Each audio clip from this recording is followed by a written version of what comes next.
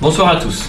Ce soir dans Capital, nous allons aborder les travers du réseau social le plus connu du monde, Facebook. Alors pour ceux qui ne connaissent pas Facebook, il est devenu en quelques années un acteur incontournable du web. Chaque membre y possède un profil sur lequel il peut partager ses envies, ses coups de gueule, ses coups de cœur, mais aussi ses photos, vidéos et informations personnelles. Mais attention, ces nouveaux outils révèlent la difficulté de préserver sa vie privée. Qui profite de la situation ?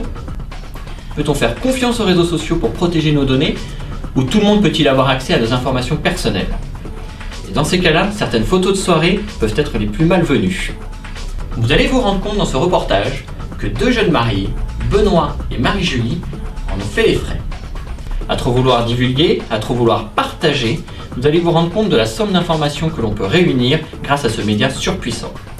C'est un reportage Jean-Baptiste Poquelin pour Ouin Ouin Productions.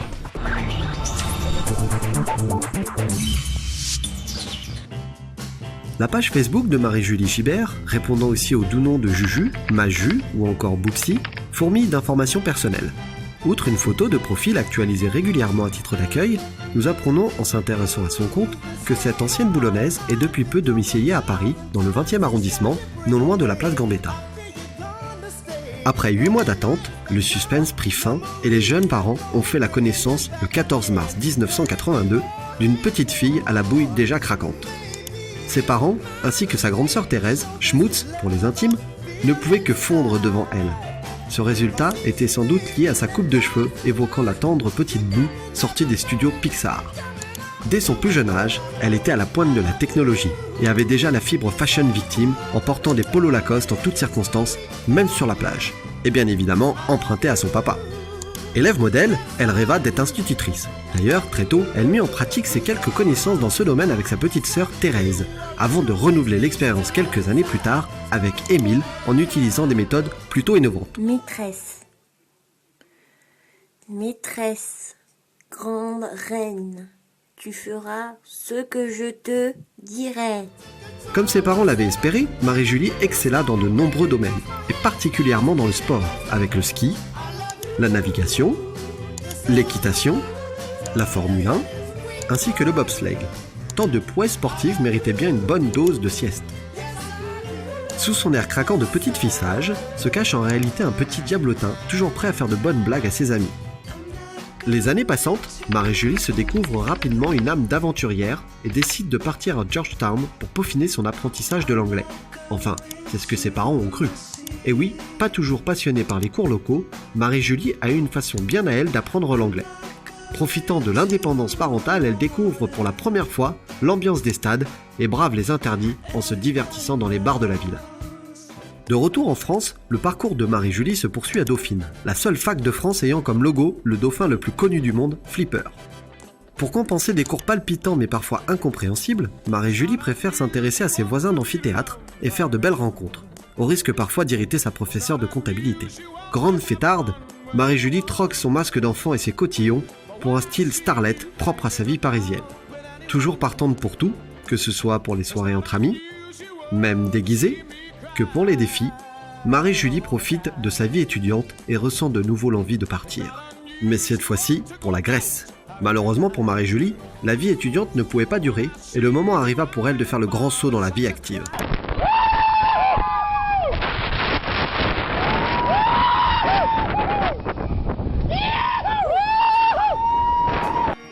Hantée par cette question qui la poursuit depuis toute petite, « Et toi, tu feras quoi quand tu seras plus grande ?» C'est sans doute le personnage d'Ally McBeal, une belle working girl blonde et drôle avec laquelle Marie-Julie a une ressemblance plus que frappante, qui inspira son choix d'être responsable d'études marketing. Responsable d'études marketing, encore fallait-il savoir dans quoi elle s'engageait, car si on lui avait demandé à l'époque ce qu'elle pensait faire, ça aurait donné sans doute ça.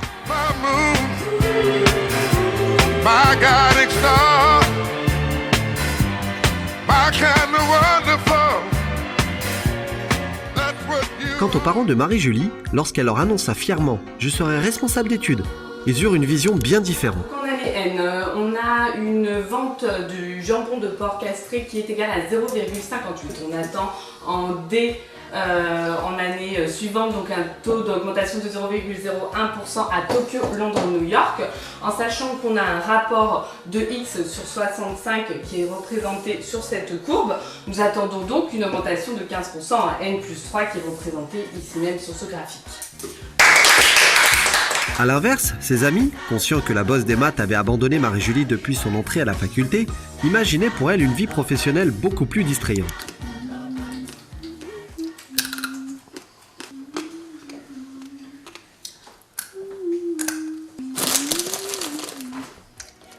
Et finalement, le monde du travail est souvent bien éloigné de ce que l'on imagine, et le quotidien de Marie-Julie s'apparente plutôt à cette réalité. Bonjour madame, s'il vous plaît, c'est pour un questionnaire Webwatcher, c'est une fourchette.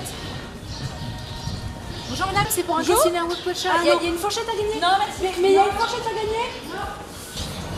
Oh madame, je vous en prie, c'est pour un questionnaire Webwatcher, c'est 10 questions, 5 minutes et on a une fourchette à gagner. Oui, 10 questions, mais je vous en supplie madame. Madame, je vous en supplie. Madame, écoutez. Et oui, le monde du travail, c'est parfois rude. Mais en plus d'exceller dans son métier, Marie-Julie est une femme pleine de surprises, dont les goûts variés révèlent une personnalité très attendrissante.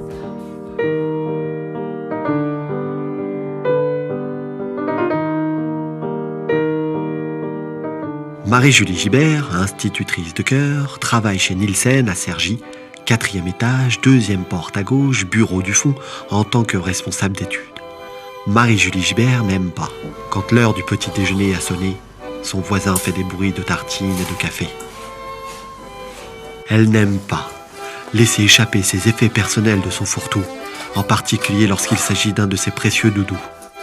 Elle n'aime pas devant une vendeuse perdre la face, lorsqu'elle demande une bague sans trop de strass. Elle n'aime pas non plus entendre voler au-dessus d'elle des bourdonnements et des battements d'ailes. Marie-Julie Gibert aime sortir du frigo un pot de bolo, ne pas le réchauffer et simplement le déguster.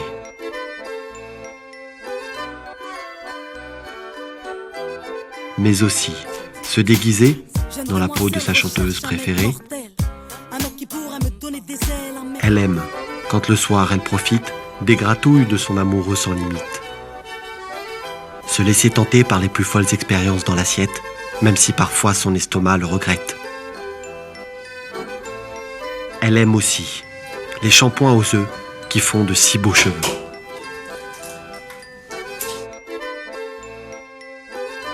Angélique, marquise des anges, et la princesse Disney, comme c'est étrange. Manger du chocolat et surtout s'en barbouiller le minois. Marie-Julie Gibert aime faire des grimaces inexplicables à Benoît. Mais ce que Marie-Julie aime par-dessus tout, c'est lui faire des cœurs avec ses doigts et provoquer son émoi. Voilà.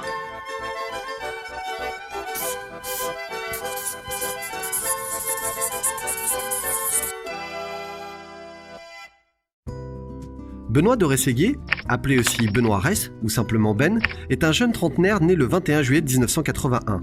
Certains d'entre vous ne se souviennent sans doute pas de Benoît Petit. Eh bien, un des derniers posts sur son mur permet de découvrir un album touchant de son enfance. Pour Benoît, tout a commencé par un malentendu en ce mois de juillet 1981. Sa maman, son papa et son grand frère attendaient une petite fille déjà prénommée Marie-Julie. Si, c'est sérieux. Or, voilà que débarque un petit garçon pour lequel rien n'a été prévu. Pas même un prénom de secours pour le cas où finalement Marie-Julie ait décidé de naître dans une autre famille et de ne rejoindre les Rességuier que quelques années plus tard. Le bébé étant tout mignon, sa famille décida tout de même de le garder. Même si, avouons-le, au départ son grand frère était persuadé qu'il y avait une erreur à l'hôpital et que son papa allait ramener ce petit bébé, surnommé Babouille, à sa vraie famille et qu'on allait lui rendre sa petite sœur tant attendue. Tout rond, tout mignon, Babouille restera finalement chez les Rességuier. Il est devenu Benoît, puis Pop-Homme pour les intimes et a commencé son aventure dans la vie. Il faut dire qu'au début, il l'a joué charmeur le petit blond, un grand sourire joyeux et une spécialité. Dès qu'il se faisait gronder, il clignait de l'œil et fronçait son nez pour amadouer son monde. Suivant le cours du dollar dès 3 ans, Benoît partit à la recherche de sa future vocation assez rapidement. La recherche fut un long voyage. D'abord, il était très agité. Ensuite, en dehors d'une forte proportion à être tout le temps débraillé et barbouillé, et malgré le regard bienveillant et les vains efforts de son frère pour le rendre un peu plus smart, il a très tôt développé un côté voyou. Armé, sûr de lui, fumant dès son plus jeune âge, toujours prêt pour la castagne, il fut dans le désordre tenté par une carrière de super-héros des plages, puis de playboy international arborant sa plastique de rêve le long des plages. Avant d'essayer d'entraîner son petit frère dans un groupe de boys band, groupe qu'il finira par créer avec un ami, jouant même à Playel et excusez du peu. Sa carrière musicale tourne en cours, il se lance alors dans le golf, puis a voulu être chef. Désir tournant assez vite au vinaigre, Benoît ne se nourrissant que de pâté de foie et de salade de tomates, un peu court pour décrocher les étoiles. Enfin, il y a eu la révélation ecclésiastique. Mais comme pour tout, cette révélation fut emportée par le lourd secret de Benoît, alias Babouille, alias Popom, sa très forte addiction aux lunettes. Il y en a pour tous les goûts, de toutes les couleurs, de toutes les formes, de toutes les tailles. Parfois, façon J.R. Ewing dans Dallas, ou écaille de poisson pour un effet boudeur maximum. Cette passion ne s'est achevée qu'au-delà de l'adolescence. Le petit Benoît grandissant, l'âge du collège-lycée est arrivé. C'est à cette époque que Benoît s'est découvert une passion pour Saint-Michel de Picpus, établissement qu'il aima beaucoup fréquenter. Un peu trop longtemps d'ailleurs. La légende dirait que c'est à cause de sa professeure d'histoire-géographie, Madame Baldin, dont le physique dissipait particulièrement Benoît. Mais son amour pour ce lieu fit de lui un maillon intergénérationnel, source de moult amitiés durables. Ces rencontres l'ont même poussé à se surpasser et à se découvrir des talents cachés. Il réalisa des prouesses en imaginant des coupes de cheveux improbables et surtout, il fit une prestation très remarquée au théâtre. Pourtant, en dépit de son interprétation parfaite d'un jeune marin beau et ténébreux dans La Dame de la Mer, Benoît n'a pas retenté l'expérience. Nous nous demandons encore pourquoi. C'est aussi à cette époque que Benoît développa son fanatisme limite psychotique pour le PSG, ainsi qu'un goût prononcé pour des musiques contemporaines un peu éloignées de Mozart ou de Bach que sa mère aurait sans doute préféré entendre au saut du lit.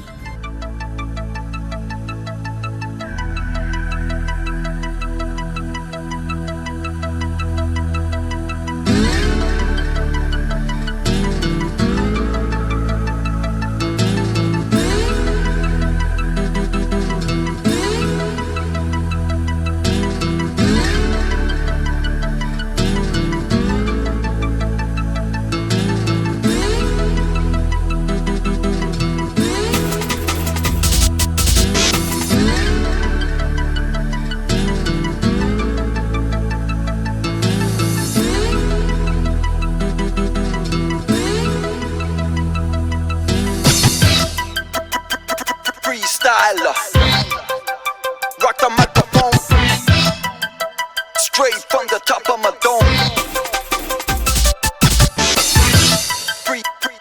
Freestyle. Rock the microphone. Breathe the pressure. Come play my game, I'll test ya. Psychosomatic, addict, insane. Breathe the pressure. Come play my game, I'll test ya. Psycho, somatic, addict, insane. Inhale, inhale, you're the victim. Exhale, exhale, exhale. Après son bac, il s'oriente vers des études d'économie à la fac et réalise un bon parcours. Si, on vous assure. Non seulement Benoît fait preuve d'une assiduité qu'on ne lui connaissait pas, mais en plus il réussit brillamment ses études universitaires au sein du magistère d'économie de Paris 2. Aujourd'hui, Benoît fait une belle carrière dans une entreprise prestigieuse. Enfin, c'est ce qu'il nous a dit. Car en réalité, savons-nous ce qu'il fait réellement ? Eh bien, pas vraiment. Nous avons donc interrogé ses amis. Est-ce que tu peux me donner le métier de Benoît, s'il te plaît ? Il est... Qu'est-ce qu'il fait ? Il fait... Alors, attends, il était auditeur et maintenant... Non. Il est dans les chiffres. Et dans les devises. C'est un peu comme Chandler dans Friends, tu vois, c'est un truc un peu mystérieux. Surtout pour nous, bon, c'est un grand mystère, non, c'est pas. Il fait comme mon papa. Je sais pas ce qu'il fait parce que j'ai jamais su ce que papa faisait non plus. Il fait des maths dans les entreprises. C'est deux initiales. DI, PI, IP. Il fait de l'audit. C'est un truc dans la finance, quoi, non, c'est pas ça? Oh la vache. Mais il fait de l'audit? Non, c'est pas ça? Il fait des mathématiques de l'entreprise et il n'y a personne qui comprend. Je crois que même lui, des fois, il comprend pas. Tout ça a l'air bien complexe. Disons qu'il travaille dans la finance. Mais il n'y a pas que le travail dans la vie. Et Benoît sait également s'amuser et faire la fête avec ses amis, surtout lors d'anniversaires et de soirées déguisées. Moment qu'il préfère pour se lancer avec ce grain de folie qu'on lui connaît dans des danses endiablées.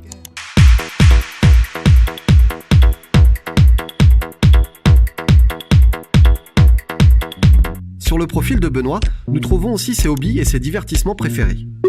Benoît est un amateur de photos.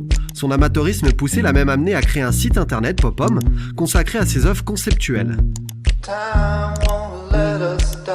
Comme en matière de musique, les goûts cinématographiques de Benoît sont divers et variés. Il aime tant les films pour enfants. Dans mon monde à moi, il n'y a que des poneys. Ils mangent des arcs-en-ciel et ils font des caca papillons. Que le cinéma d'auteur.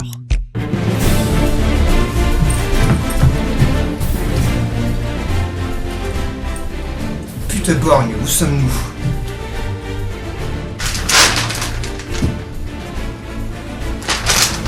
Mais où est l'Argentine?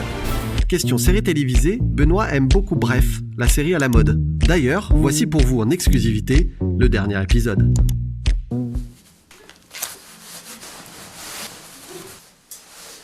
Ah putain! Bref, c'était un jour comme les autres. Enfin presque, parce qu'en me préparant dans ma salle de bain, je me suis rendu à l'évidence que je commençais vraiment à ressembler à Benoît. Parce que, comme Benoît, quand j'étais petit, j'écoutais en boucle le disque de Thierry Luluron. J'adore manger des cordons bleus, le lundi, le mardi, le jeudi. Et le reste de la semaine, je me fais des œufs au plat. Et là, je pense, je suis vraiment accro. Je finis toujours avec une perruque dans les soirées déguisées. Je ne sais pas mentir, parce que quand je mens, je me gratte le nez et je dis Je peux pas parce que... comment ça s'appelle? J'ai toujours galéré pour draguer les filles. C'était à une soirée, j'avais repéré 1, 2, 3 filles. J'ai abordé la première avec un bout de melon dans la bouche, je lui ai demandé Tu veux un bout de mon melon? Elle m'a répondu Non mais t'es vraiment pas bien toi. Je suis allé voir la deuxième, je lui ai fait une blague, elle a rigolé. Du coup j'ai rigolé. Elle m'a trouvé bizarre, elle est partie. Et enfin pour la troisième, j'y suis allé plus soft pour pas me prendre un râteau. T'as fait un verre? Elle m'a dit Ouais, pourquoi pas. Et sinon, t'aimes faire quoi dans la vie? j'ai pensé jouer à Mario Kart et à Zelda pendant 6 heures d'affilée, faire du rugby, partir en thalasso avec maman. J'ai dit J'aime bien les maths. D'ailleurs, tu préfères quoi, les dérivés ou les intégrales? Elle a fait une drôle de tête et m'a dit Passe une bonne soirée. Elle est partie, je m'en suis voulu, du coup j'ai cassé une règle. J'adore m'isoler et passer des heures à lire des romans contemporains. Comme Benoît, je n'ai pas toutes mes capacités visuelles. Choubi, je prends la verte ou la jaune? Je porte des chemises sur mesure avec mes initiales dessus. Je fume le cigare, j'aime le bon whisky, j'aime la photo, j'aime faire des photos, je fais plein de photos. Et après, je les poste sur internet. Quand quelqu'un me gonfle, je fais ça. Et je leur dis aussi. Tu fais un deuxième trou du cul, toi? J'ai jamais réussi à suivre une ligne blanche en voiture, du coup, j'ai jamais eu mon permis. Je me suis déjà découvert une gastro sur le chemin du boulot. J'aime bien les gros chats, très gros chats, les chats bourrés, les chats stones, les chats perchés et les chamallows. J'ai fait parfois des petites fautes d'orthographe. J'ai déjà essayé de jouer de la guitare. I believe I can fly. Bref, je suis comme Benoît.